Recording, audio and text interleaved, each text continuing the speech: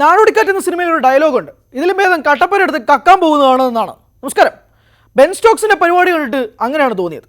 നിങ്ങളുടെ ഫ്രസ്ട്രേഷനൊക്കെ നിങ്ങളുടെ കയ്യിൽ ഇരിക്കണം, വെറുതെ ഇന്ത്യൻ താരങ്ങളുടെ മെക്കിട്ട് കയറി ചൊറിയാൻ വരരുത്. ഇത് തന്നെയാണ് ഇന്ത്യക്കാർക്കും പറയാനുള്ളത്. കഴിഞ്ഞ ദിവസത്തെ ടെസ്റ്റിൽ നമ്മൾ കണ്ടതാണ്. എന്തൊക്കെ ശ്രമിച്ചു സ്റ്റോക്സ് ഇന്ത്യയെ കൊണ്ട് ഒന്ന് ഡിക്ലെയർ ചെയ്യിപ്പിക്കാൻ. രവീന്ദ്ര ജഡേജയുടെ മുന്നിൽ വന്നിട്ട് കൈത എന്ന് ചോദിച്ചുകൊണ്ടിരിക്കുകയല്ല, ജഡേജ പറഞ്ഞു പോയി പണിയൊക്കെ പോയി പന്തറി എന്ന് പറഞ്ഞു വിട്ടു. എന്നിട്ടും തീർന്നില്ല, സ്റ്റോക്സ് പിന്നെയും കിടന്നങ്ങ് കിരവിക്കൊണ്ടിരിക്കുക. ഇംഗ്ലീഷിൽ സ്ലെഡ്ജിങ് എന്നൊക്കെ പറയും. ആ സ്ലെഡ്ജിങ് ഒന്നും മേക്കാതെ വന്നപ്പോൾ അവസാനം പോയി പന്ത് എറിഞ്ഞ് ആ സമനില നേരിടേണ്ടി വന്നു സ്റ്റോക്സിന് അങ്ങ് പിടിക്കുന്നില്ലെന്നേ. സ്റ്റോക്സിന് മാത്രമല്ല, ഇംഗ്ലണ്ട് താരങ്ങൾക്ക് ആർക്കും പിടിക്കുന്നില്ല. ക്രോളിക്കും ഡക്കറ്റിനും ഒക്കെ കണ്ണു നോക്കി നിൽക്കാൻ മാത്രമേ പറ്റുന്നുള്ളൂ. പ്രധാനപ്പെട്ട കാരണം ഒന്ന് ആലോചിച്ച് നോക്കണേ. 90 നിൽക്കുന്ന ജഡേജ, 85 നിൽക്കുന്ന വാഷിംഗ്ടൺ സുന്ദർ, അവർ അത്രയും കഷ്ടപ്പെട്ട് കളിച്ച് ഇന്ത്യ ഒരു വീരോചിത സമനിലയിലോട്ട് കൊണ്ടെത്തിക്കുകയാണ്. എന്തായാലും സമനില ആവുമെന്ന് സ്റ്റോക്സിന് പറയാം. അതുകൊണ്ട് സ്റ്റോക്സ് പറയുകയാണ്, കുഴപ്പമില്ല, നിങ്ങൾ ഇപ്പം തന്നെ കൈ തന്നോന്ന്. ജഡേജ പറഞ്ഞു, എൻ്റെ കയ്യിലുള്ള കാര്യങ്ങൾ നിങ്ങൾ വേണമെങ്കിൽ പോയി ഗില്ലിനോട് പറ. അതല്ലാതെ വേറെന്ത് മറുപടിയാണ് പറയാനുള്ളത്? സ്റ്റോക്സിന് വിക്കറ്റുകൾ കിട്ടുന്നില്ല, അതുകൊണ്ട് സ്റ്റോക്സ് ഭയങ്കര ഫ്രസ്ട്രേറ്റഡ് ആണ്.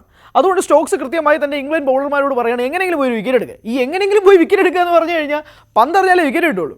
അല്ലാതെ അവിടെ ഡഗൗട്ട് ഇരുന്നുകൊണ്ട് വിമർശിച്ചാലോ ബ്രണ്ടൻ മക്കല്ലത്തിൻ്റെ മുഖത്ത് നോക്കി രണ്ട് തെറി പറഞ്ഞിട്ടൊന്നും ഒരു കാര്യമില്ല. അവസാനം മക്കല്ലം തന്നെ പറയേണ്ടി വന്നു, നീ പോയി എറി, അല്ലാണ്ട് വേറെ വഴിയില്ല എന്നുള്ളത്. ആ അവസ്ഥയിലോട്ട് ഇംഗ്ലണ്ട് ക്രിക്കറ്റ് ടീം മാറി എന്നുള്ളതാണ്. മാന്യന്മാരായ ഇംഗ്ലണ്ടുകാർ അവരുടെ മാന്യത വിട്ടുകൊണ്ട് ക്രിക്കറ്റ് എന്ന മാന്യതയുടെ കളി മറന്നുകൊണ്ടാണ് കഴിഞ്ഞ ദിവസത്തെ ടെസ്റ്റ് മത്സരം കണ്ടത്. പക്ഷേ എനിക്ക് ഏറ്റവും കൂടുതൽ അഭിനന്ദിക്കാനുള്ളത് ഇന്ത്യൻ താരങ്ങളായിട്ടോ, പ്രത്യേകിച്ച് ജഡേജയും വാഷിംഗ്ടൺ സുന്ദറിനെയും. കൃത്യമായി വളരെ പേഷ്യൻ്റോടുകൂടി ഇവർ പറയുന്ന ഈ നാടകത്തിനൊന്നും പേക്കൂത്ത് തുള്ളാനൊന്നും നമ്മളില്ല എന്ന് പറഞ്ഞുകൊണ്ട് കൃത്യമായ മറുപടി അവിടെ ബാറ്റ് കൊണ്ട് കൊടുക്കുകയായിരുന്നു ജഡേജയും വാഷിംഗ്ടൺ സുന്ദറും.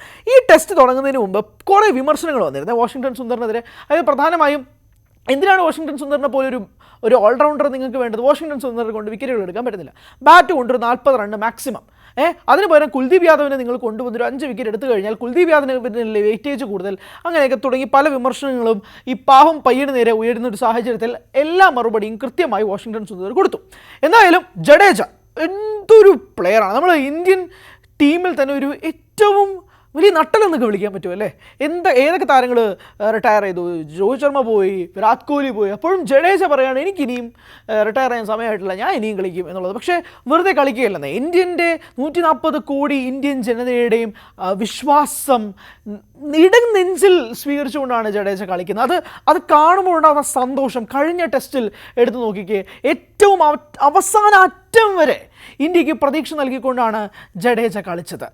അവസാനം സിറാജ് പുറത്തായില്ലായിരുന്നുവെങ്കിൽ അതും ഒരു എന്താ പറയുക, ഗതികെട്ട ഒരു വിക്കറ്റായിപ്പോയി. അത് വിക്കറ്റ് ആവേണ്ടിയിരുന്നില്ല എന്നുള്ളതും വാസ്തവമാണ്.